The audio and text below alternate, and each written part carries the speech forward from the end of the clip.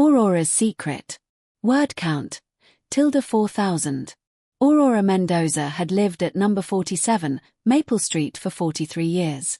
Everyone knew her as the widow who wore the same navy cardigan every winter, who watered her roses at exactly 6:15 p.m., who always had a plate of bizcocho ready when someone's child was sick or someone's husband died. People called her Dona Aurora even though she had been born in Manila, not Madrid, and had never set foot in Spain. She liked the title. It made her sound harmless. What nobody knew, what nobody had ever known, was that Aurora was once Aurora Consuelo Lim Villafuerte, the only daughter of Don Esteban Lim, sugar baron of Negros Occidental, owner of 3 haciendas, 2 banks, and half the ships that left Iloilo Harbor in the 1960s. At 22 she had been Manila's most eligible heiress. At 23 she had vanished from the society pages, married a penniless literature student named Rafael Mendoza, and sailed third class to America with 1 suitcase and a forged passport. Her father had disinherited her in a rage that lasted until the day he died. She never asked for the money back. She told herself she didn't miss it. She told herself love was enough. And for 37 years, it had been. Then Rafael died in his sleep one Tuesday in March, and the silence in the little blue house on Maple Street became unbearable.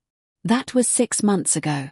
Now, on a golden October afternoon, Aurora sat on her porch swing watching the new girl across the street struggle with grocery bags and a screaming toddler. The girl, Melissa, 26, dyed pink hair, tired eyes, had moved in 3 weeks earlier with a boyfriend who roared away every morning on a motorcycle and came back smelling of someone else's perfume. The neighbors already whispered. Aurora recognized the story. She had lived a louder version of it once. She stood up, smoothed her cardigan, and crossed the street. Need a hand, Mija? Melissa startled, then managed a shaky smile. I'm fine, Mrs. Mendoza. But call me Aurora. Everyone does. She took 2 bags without waiting for permission. Come inside. I have lemonade and ears that work better than most. Melissa hesitated, then followed.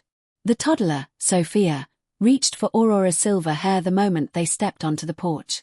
Inside Aurora's house smelled of lemon polish and old books. Melissa's shoulders dropped a fraction. They sat at the kitchen table. Sophia played with wooden spoons. Aurora poured lemonade into jelly jar glasses. You don't have to tell me anything, Aurora said quietly. But if you want to, I've heard every version of this particular song. Melissa's eyes filled. The story spilled out in pieces. The boyfriend, Jared, the promises, the credit cards in her name, the second phone she'd found, the rent that was 2 months late, the eviction notice taped to the door that morning. When she finished, she was crying so hard she could barely breathe. Aurora handed her a handkerchief embroidered with tiny roses, the kind of handkerchief nobody under 60 owned anymore. First, Aurora said, you are not stupid. You are not weak. You are 26 and in love with a liar. That has happened to smarter women than either of us.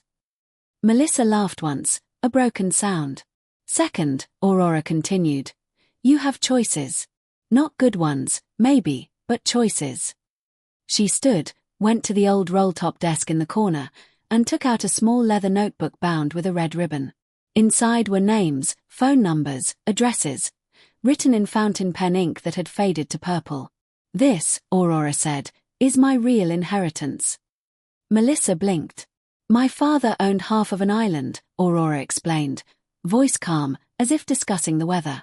When I left, he cut me off. I never touched a peso of it after that. But money has a way of growing when nobody spends it for 50 years. My brother, God rest his greedy soul, died last year. The lawyers found me. I am, apparently, very rich again. She closed the notebook. I have spent 6 months trying to decide what to do with it. Today I decided. Melissa stared. I'm going to help women who remind me of the girl I was, Aurora said.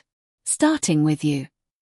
She wrote a check, more money than Melissa had ever seen in one place, and slid it across the table.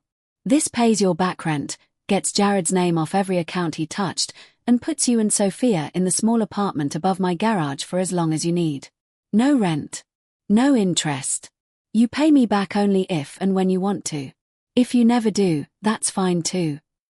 Melissa's mouth opened, closed, opened again. Why?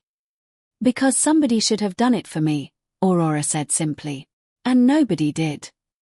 That night Melissa moved into the garage apartment. Jared came home at 2 a.m., drunk and furious, and found the locks changed and a polite note from the sheriff. He screamed, kicked the door, threatened to burn the house down. Aurora stood on her porch in her robe and slippers and dialed a number from the leather notebook. 20 minutes later a black town car arrived. Two very large, very quiet men escorted Jared to the curb and suggested, in Tagalog, he leave town before sunrise. He left. Word travels fast on Maple Street. Within a week 3 more women knocked on Aurora's door: Carla the nurse whose husband gambled away their savings, Marisol who fled her boyfriend with nothing but her children and the clothes on their backs, Jen who was 19 and pregnant and whose parents had locked her out. Aurora listened to each story the way she once listened to Melissa. She fed them. She gave them lemonade in jelly jars. Then she opened the leather notebook. By Christmas there were 8 women living in houses Aurora quietly bought and renovated on the same 3 streets. She called the project Boharying Roses, House of Roses, after the handkerchief she still embroidered when she couldn't sleep. She never appeared in the newspaper. She never gave interviews. She paid cash for everything and signed nothing in her own name. The lawyer in Manila handled the money through a foundation so anonymous it didn't even have a website. Antonia Brooks was the first person Aurora told the whole truth to. They were sitting on Antonia's porch in January, drinking tea while Angela studied inside for her social work exams. I used to think love meant giving everything up, Aurora said. Turns out love sometimes means having enough left over to give away. Antonia smiled. Robert would say you finally figured out the difference between being rich and acting rich. Aurora laughed, a sound like wind chimes. I spent 40 years acting poor because I was proud. Now I act quiet because I'm useful. It's better. One evening in early spring, Melissa, now working days at the library and taking night classes, found Aurora in the garden pruning roses long after dark. I paid the first 1,000 back, Melissa said, holding out an envelope. It's not much, but... Aurora didn't take it. Plant something instead. What? Every woman who leaves here plants a rosebush in the yard. When it blooms, we know the roots took. Melissa looked at the envelope, then at the dark soil. She knelt and dug with her bare hands. Years later, when the block was famous for its riot of roses climbing every fence and porch, people still asked how it started. Old-timers would point to the little blue house at number 47 and say, "Donor Aurora. She just liked flowers." Only a handful ever learned the real story, that the quiet widow in the navy cardigan had once been the richest girl in the Philippines, had thrown it all away for love, and then, decades later, picked it up again, not to keep, but to hand out, 1 jelly jar of lemonade, 1 rent check, 1 rosebush at a time. And every spring, when the first buds opened, Aurora would walk the streets at dawn touching petals the color of sunrise, whispering the same words to each bloom. Grow strong, little one. Someone will need your thorns someday, but someone else will need your beauty more. Then she would go home, water her own roses at exactly 6:15 p.m., and wait for the next knock on the door.